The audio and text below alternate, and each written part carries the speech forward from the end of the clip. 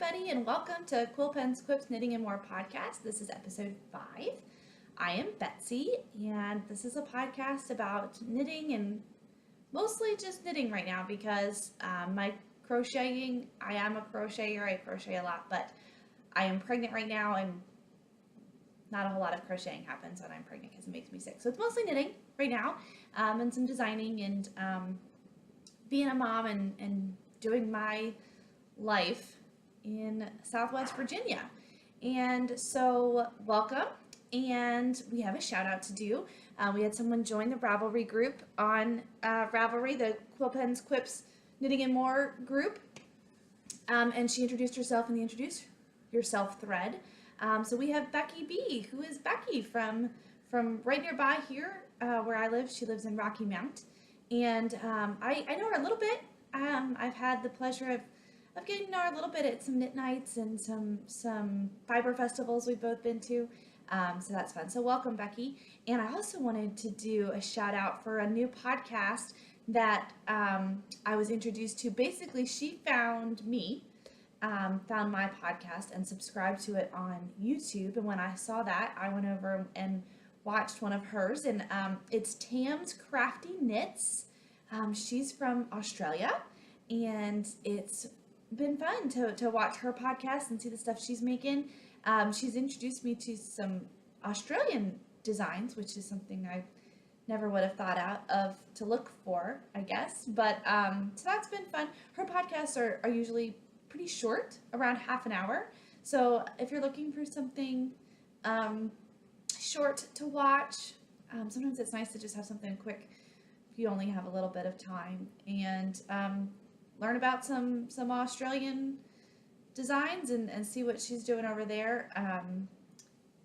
I've really enjoyed watching her. So that's Tam. So and she gave me a shout out on her podcast. So thank you for that, Tam. And thanks for watching. And I guess I should say, since she's probably my first known international viewer, any of the sign language that I teach or show you is all American Sign Language, unless I specify otherwise. But so Australian Sign Language would be different. So the signs that I'm teaching, you couldn't go up to an Australian deaf person and use and expect them to understand you. It would be different. And I don't know any Australian sign. I know some signs in other languages, but I don't know any Australian sign. So, but it would be interesting to find out if you know any deaf people or know any Australian Sign Language and you want to share some of that with me. I would be thrilled to learn. And also then through Tam, I discovered Stacy from Stress Knits. She has a fun little podcast too that I've only watched a couple. She had to take a little bit of a break for a week or two, so I think she's gonna come back soon. But she has a fun little podcast too, and I found her through Tam's Crafty Knits. So those are two new ones that I've added to my repertoire. Because I'm discovering that now that Andrew's back to work and I'm home more during the day, and my son now loves to watch knitting podcasts, I need a few more to expand my podcast horizons, I suppose. If you watched last week's episode, I was in a little bit of a rush because we went to have our ultrasound for our new baby. And we found out we're having another boy, third little boy. I am destined to be a boy mom. I was seriously sure that it was a girl this time. I was really sure, but it's not. It's a boy. And so that's going to be fun. I think my two little boys that I have are going to love having another brother, and my husband's already having visions of a starting basketball team, and so that'll be fun. But the funny thing is that we name our children after places like cities or towns or countries because we want something that's unique, but that is spelled normal and pronounced normal, so that if someone is reading their name off of a list, or if they tell someone their name, it'll be easy to pronounce it and write it down. And yet still be something unique to them, so that they don't have the same name as all their peers, but just spelled a little funny. So that's kind of the way we go in order to have something unique. And so our oldest son is named Dublin, and our second son is named Rome. And we are running out of boy name options. We're gonna struggle this time. I think we had some girl names ready to go, but picking out a third boy's name is gonna be tricky. And we normally do both first name and middle name as places. And so we're making our list and discussing all these name options. So if you have a good place name, or if you live somewhere with a cool name that would make a cool name for a cute little boy, send it to me. Let me know. We'll add it to the list. I will say, Chutakabuffa is out. Helsinki is out. No Name is out. Santa Claus is out. All those places. They're good for jokes, but they're not going to make the list. So, if you have any good suggestions for names, pass them my way. Let's move on. Let's get into some knitting.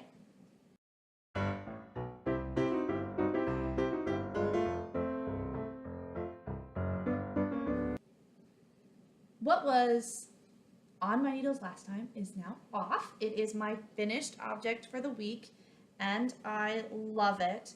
This is the Elfie sweater by Astrid Schramm, and I guess I need to finish. I thought I had woven it on my ends, but there's some little ends hanging down there. The Elfie sweater. The white is Cascade Heritage silk, and the blue is Malabrigo sock in the Carabino colorway, and the stripes just alternate going all the way down, and it was so easy. Seriously, if you've ever hesitated making a sweater of any kind, do this one. It is so easy. The sleeves are so simple. You just bind them off and keep going on the rest of the sweater. You don't even have to think about it. It's all basically stockinette except for the neckline and the hammer garter. But super easy increases. It's really easy to keep track of. It's very flattering. I know a lot of people that have made this and wear it, and it looks good on all of them. And it was super easy. If I had known just how quick and easy it was going to be, I would not have put it off this long. I would have made it up a lot sooner. I had debated about making the sleeves longer, kind of doing a traditional, like where you just put them on spare yarn and then go back and pick them up, and doing some extra length on the sleeves. But for the sake of the UFO challenge, which is what this was for, my final thing, and the fact that I had something else that I really wanted to cast on afterwards, I decided to go ahead and follow the pattern and just finish where it said to finish. And then I was keeping track of length to see if I felt like I was prepared to add another section at the bottom if I felt like I needed more length, but I didn't. I feel like it's a good length for me, so I was satisfied with that. So I went ahead and just followed the pattern exactly and bound off when it said to. And I love it. It was a fun little knit. I feel like it looks really good on me. I think it will look better when I'm not pregnant and don't have a little baby bump. My husband got a wonderful picture of me in it.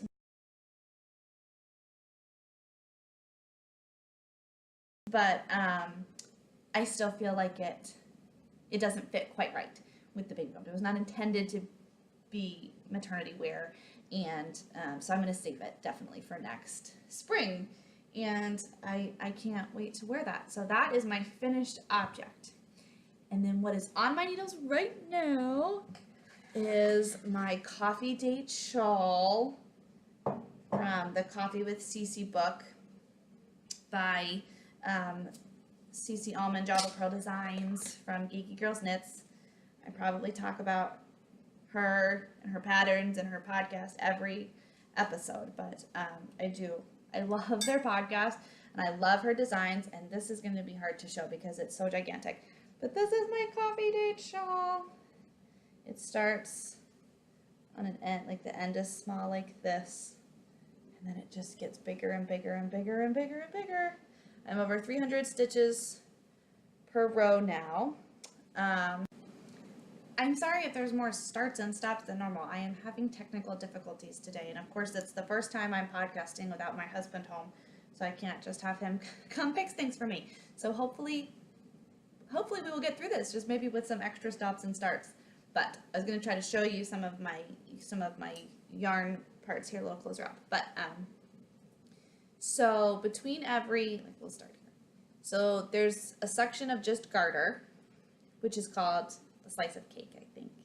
And then this is just a cute little knit one, purl one kind of thing. This one has some eyelets going on, some laciness going on. This has a cool pearl pattern coming up through here to look like sugar cubes. It's just really fun. It's not, I wouldn't call it necessarily mindless knitting, but it's very intuitive. And, you know, I just kind of check the pattern every now and again to make sure that I'm on the right thing. But it goes pretty quickly, and it's very fun to knit. There's enough variety between the yarn changes and the pattern changes to keep it fun and to keep it exciting. I'm almost done. I have 9. Do you guys have one of these? These abacus row counter bracelets? I love it. I absolutely can't live without it. But anyway, so I have nine rows left of this pattern, and then the 8-row garters pattern. And then I think I'm going to have to bind off, because these are my 3 little cakes of yarn. That's what they look like now. And this is my hand-painted yarn bowl from our local pottery place. It was really funny because no one there knew that this was a yarn bowl until I came in. And I picked it off the shelf, and some of the ladies that were there were like, "What is that? We thought it was a soup bowl with like a place to rest your spoon, but then we realized that all the soup would fall out." And so I explained what a yarn bowl was and how you use it, and they were all thoroughly impressed. So I made my own yarn bowl. So here's my 3 little things. And this would be my next thick section color, my next 32 row color. And I don't think I'm going to have enough to make it through 32 rows where you're increasing a stitch every time. But you're supposed to bind off on a garter section. So I'm going to weigh everything and kind of see where I am, because sometimes, you know, you have the never-ending ball of yarn. It just keeps going and going and going, and you think you only have 5 rows left, and it turns out you had 50 and you couldn't even tell. So we're gonna see if I would have enough to do that section, and then if I would have enough of this to do the 8-row garter section afterwards, which I kind of doubt. So I think I have the 9 rows left of the pattern, and then just 8 more rows, and then I'm done. So I'm hoping to finish this week, so that the rest of September I can finish the socks for the Coffee with CC Cal. I have 2 more socks in her book to finish for the Coffee with CC Cal that the Knitting Broomstick podcast is hosting. So I have to finish those by the end of September, because I joined the Stephen West Mystery Knit Along shawl for 2016 for October. And I've never done a mystery knit along before. I'm very excited. A couple people from the one of our local yarn shops are doing it, and so I decided to join in. I don't have my yarn yet, but I signed up. So the pattern will be released in 4 parts every Friday in October. And so I will be spending October doing that and some design projects, because those are 2 different genres. So that's safe for my monogamous knitting habits. So I'll work on some design things, I think, in between, in case I finish the week worth of knitting before the next clue is released. So I'm going to do that in October. So that's what's coming up immediately. I'm going to finish this, do the socks for the Coffee with CC Cal, and then do the Stephen West mystery knit along. Because after that, here's what I want you guys to think about. I'm thinking about doing a cal with our podcast for this shawl. I just came across it. It's a new pattern. Let me see if I can find the front of it. Sorry, I should have had that prepared better. This Painted Windows shawl by Casapinka. It is a paid-for pattern on Ravelry. Let me see if she has another good picture. Look at the pictures on it. Look up Painted Windows by Casapinka on Ravelry and look at the pictures that are up there of this thing. It's this gorgeous shawl that you then, she doesn't have any other pictures in it. So this is like the edge, and then you start doing the body, and then randomly throughout are these painted windows. And according to the pattern, which I haven't read through, but like the pattern description, it's super, super easy. I think she phrases it as wicked easy. So it's supposed to be very simple in terms of structure. It's not intarsia. It's not a complicated way to do those windows. And it's just 2 skeins of yarn. She suggests that you do a variegated for the window parts to make them pop, because she said if she had reversed the windows wouldn't have shown in the silver. So she does recommend that. She gives you some kind of color suggestions. You can see the other projects that people have made and see kind of their color combinations. I think it's gorgeous, and I do have a couple people in our group that are interested in making this with me. So I'm thinking of doing a cowl over the winter months, maybe like November to January because of the holiday in there, and all making this shawl together. So keep that in mind for November. We'll bring it back up on a future podcast. But the Painted Windows by Casapinka, you need to go look at it on Ravelry, and I am just in love with it, and so I'm excited to make that. So if we do a cowl, there'd be a giveaway and everything. So, and we only have a few people in our group, so there'd be a good chance of winning. So think about that. And then the other pattern that I came across this week is this Tabitha cardigan from Willow Yarns. I love that it has this open front, so that I think it would work for maternity wear. So I could make it soon, and it would look good while I'm pregnant and after as well.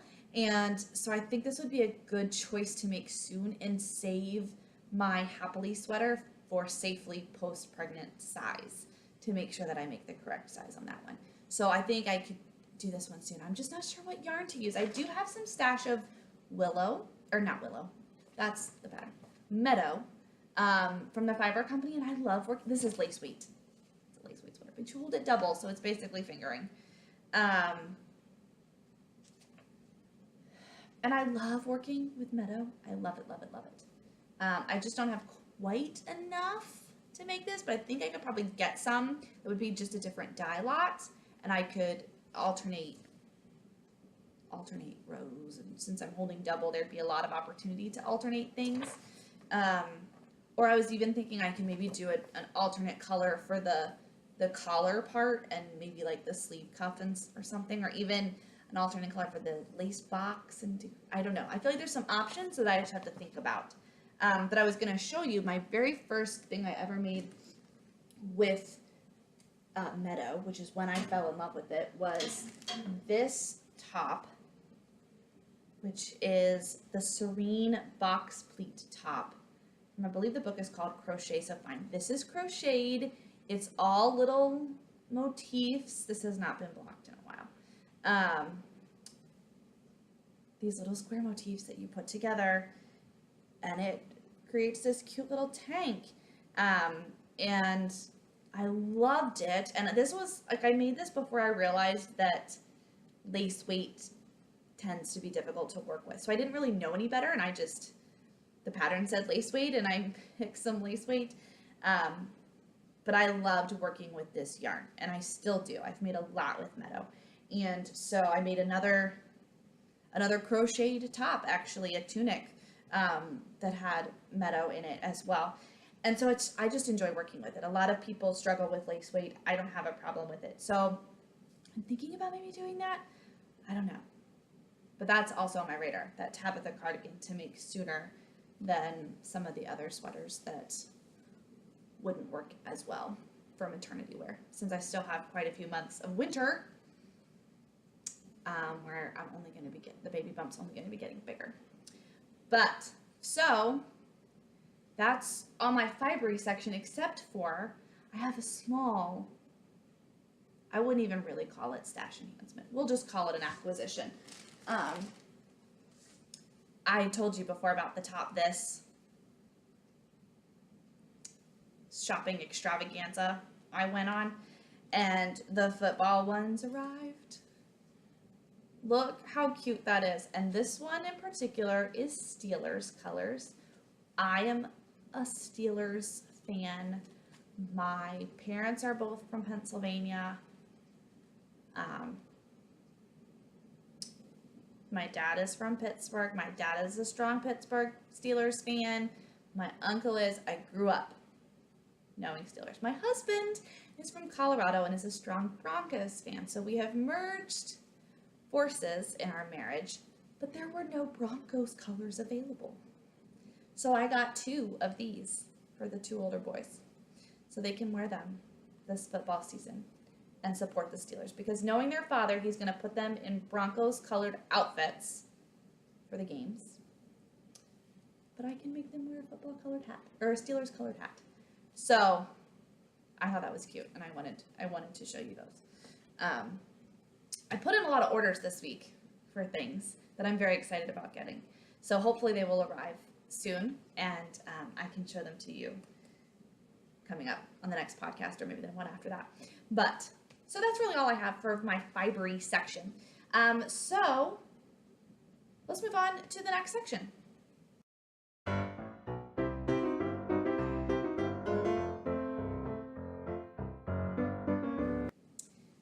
And this is the what I'm reading and watching section. And I should bring this over here. I read it. I finally got my copy and read it. I'm a little late to the game. I tend to do that. I tend to let the initial phase pass, and then I kind of work my way into something. But I thought it was good. And I was a theater major, so I've read lots and lots of scripts in my life, and I do well reading scripts. I have no trouble reading scripts, and so I didn't have any trouble with that. Some people have commented that they didn't like that format as opposed to the traditional novel. This is supposed to be the special rehearsal edition script. I would be interested to see what script they actually used for rehearsal, because it struck me as I was reading this that it was written to be read. Some of the stuff that is in here, and then some of the stuff that's not in here, doesn't read like a traditional script that you would hand out at rehearsals to actually work from with your actors. So that would be interesting to find out. But I thought it was good. I feel like it was kind of where the story was gonna go, needed to go. Everyone expected it to go. So I enjoyed it. It was a good read. It was a quick read. I was pretty monogamous once I got this and started it because, well, just because it is what it is. So I stuck with only reading that. So I got that done, and I enjoyed it. And then we found my missing book. You know, it's in an obvious place, a place I probably looked 14 times before, and then my husband goes in and looks, and he finds it all, right away. It was in a bag that was on a chair, and I know I had searched the chair, and I feel like I had searched the bag, but obviously not. He found it. Here's my little penguin bookmark that my 2-year-old loves so much. I did kind of have to start over again, so I'm just now in chapter 6. I had to start over again because I had forgotten a little bit about what had happened in our time. So this is back. I am excited. It was like a missing friend that is now home again. And then in terms of watching, Blacklist is back, guys. Season 3 came out on Netflix, and we have a little bit of time before season 4 comes out on TV. I think it comes out the end of September, so we are watching Blacklist. Oh my goodness, guys, it's so good. I missed it. It's like this. Like the book, this long-lost friend has come back and is hanging out with us again. Seriously, the casting of that show could not be better. Kudos to the casting director. I really feel like those roles were well cast. It's so funny. There's so much humor in it that balances out the kind of tense, what's going to happen next stuff. Very, very interesting. So so we're about, I guess, probably halfway maybe through season 3, and we're gonna try to finish it on Netflix so that we are ready for season 4 on TV.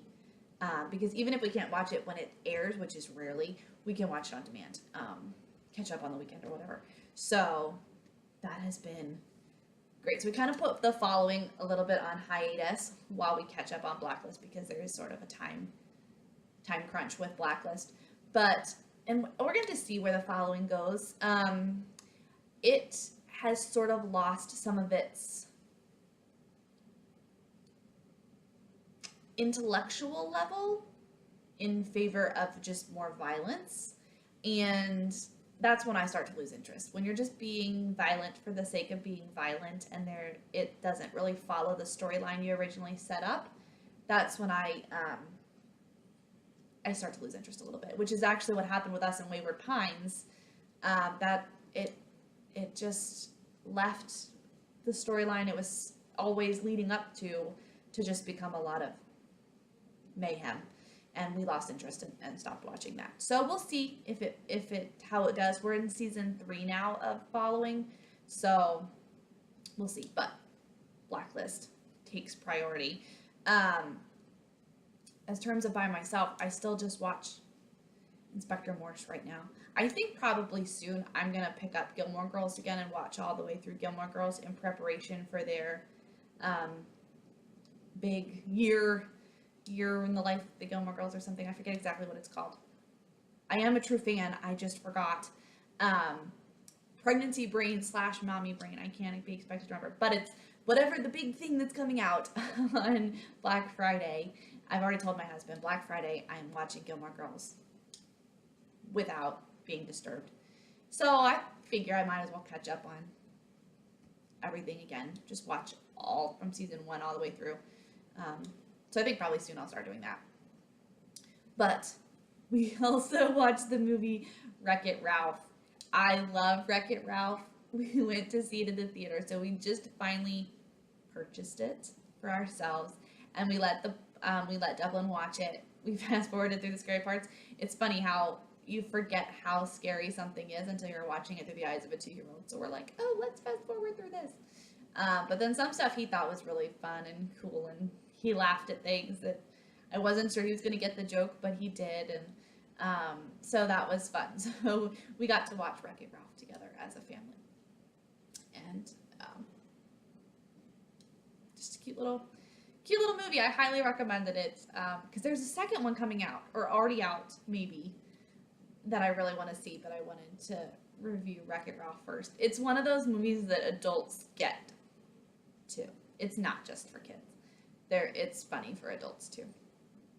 Then I wanted to talk about, this is kind of a random section. We'll call this the Just Because section.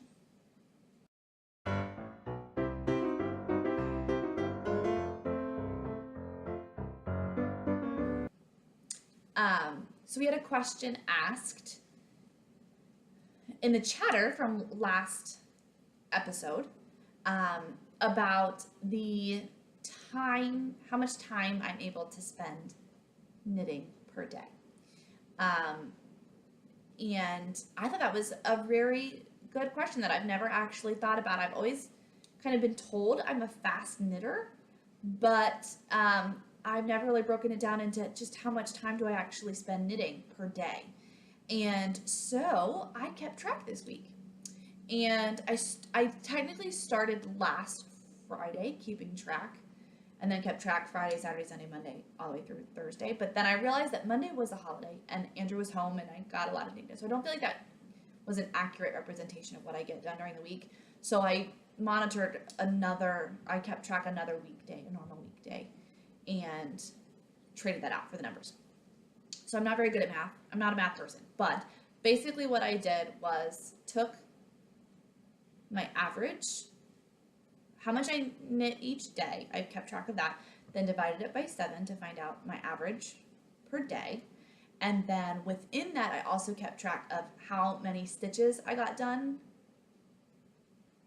in those hours. And then average that out so that I kind of know my average of stitches per hour. So, turns out that I actually knit between 3.5 to 4 hours a day, and I get about 1,600 stitches done an hour.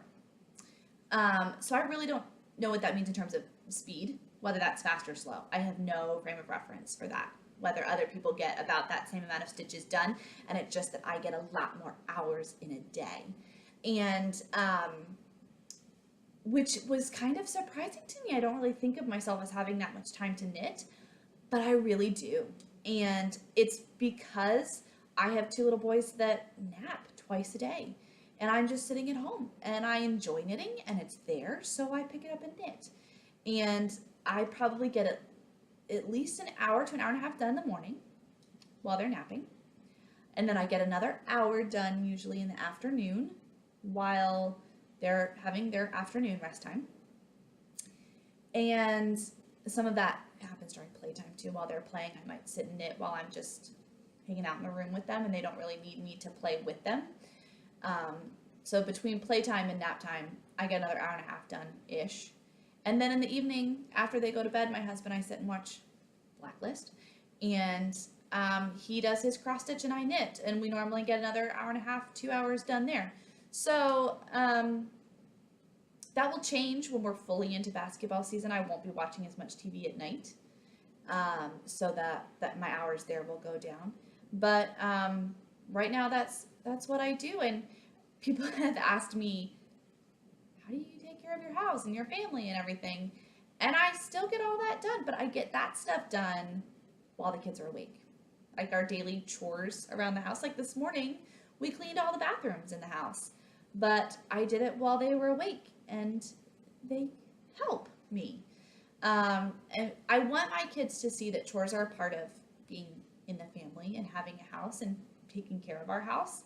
And so washing dishes or, loading and unloading the dishwasher, bathrooms, vacuuming, cleaning the kitchen, cleaning up the toys, those kinds of things, dusting, I don't know, all the little household chores. I've broken all the household chores down into daily chores. So we just kind of do 1, maybe 2 things a day.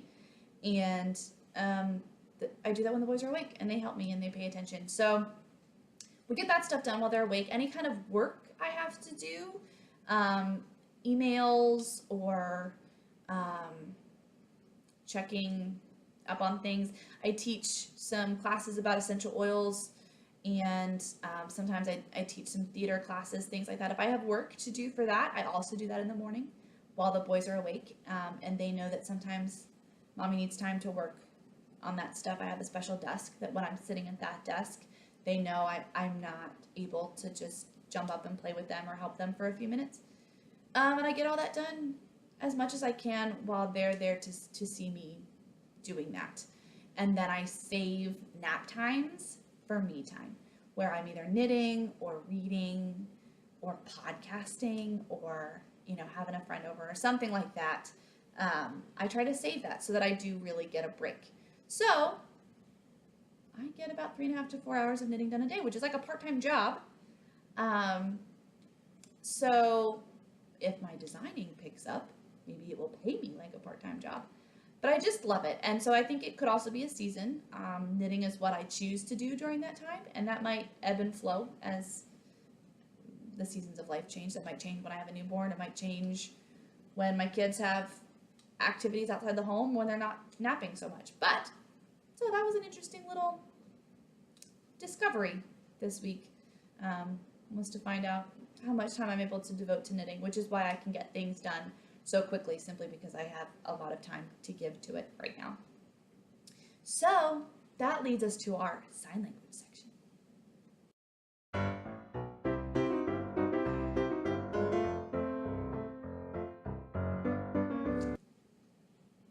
For today's sign language section, I am doing something different again that I think is really fun.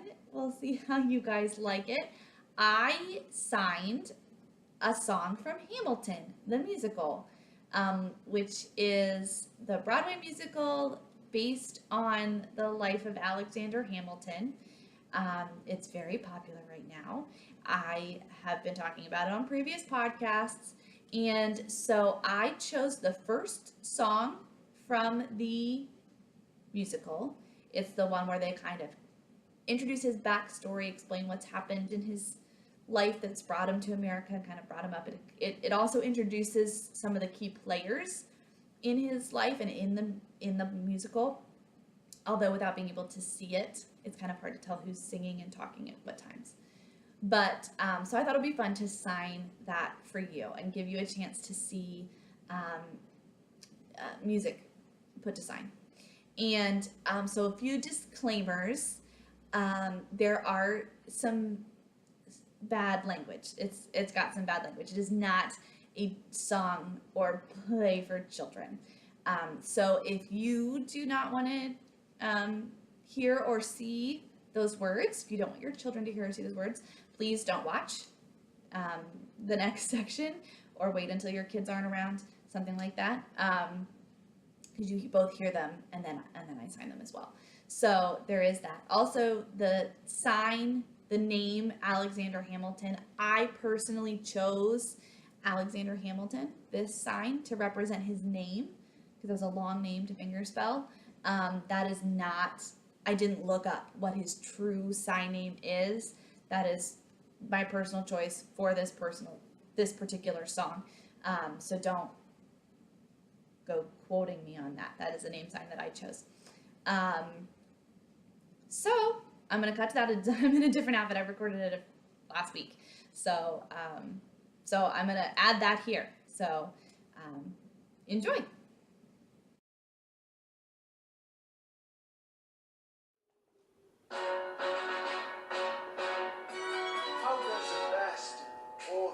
Son of a whore and a Scotsman, dropped in the middle of a forgotten spot in the Caribbean, by providence impoverished and squalor. Grow up to be a hero and a scholar. The $10 founding father without a father, got a lot farther by working a lot harder, by being a lot smarter, by being a self-starter. By 14, they placed him in charge of a trading charter. And every day while slaves were being slaughtered and carted away across the waves, he struggled and kept his guard up. Inside he was longing for something to be a part of. The brother was ready to beg, steal, borrow, or barter. Then a hurricane came, devastation reigned. A man saw his future dripping down the drain. The pencil to his temple, connected it to his brain, and he wrote his first refrain, a testament to his pain. Well, the word got around, they said this kid is insane, man. Took up a collection just to send him to the mainland. Get your education, don't forget from whence you came, and the world's gonna know your name. What's your name, man? Alexander Hamilton. My name is Alexander Hamilton. There's a million things I haven't done. Just you wait, just you wait. When he was 10, his father stripped for the vet that ridden 2 years later. See Alex and his mother bedridden, half dead, sitting in their own sick, the scent thick. And Alex got better, but his mother went black. Moving with a cousin committed suicide. Left him with nothing but room rides up the inside. A voice saying, Alex, you gotta fend for yourself. He started retreating and reading every treatise on the shelf. There would be nothing left to do for someone less astute. He would have been dead and destitute without a cent or restitution. Started smoking, packing for his late mother's landlord, trading sugar cane and rum and all the things he can't afford to send more. Every book he can get his hands on, living for the future, seeing now as he stands on the bow of the ship, heading for a new land. In New York, you can't be a new man. New York, you can't just you wait. New York, you can't just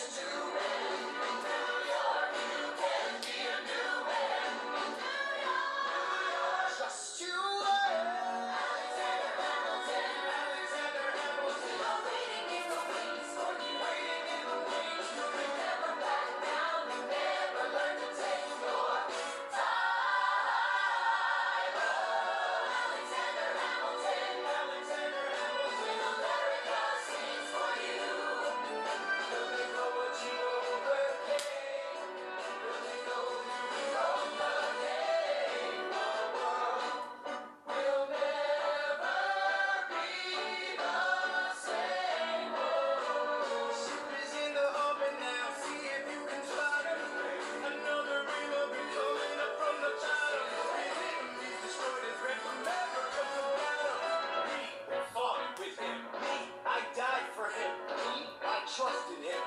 Me, I love him. And me, I'm the damn fool that shot him. There's a million things I haven't done, but just in a way.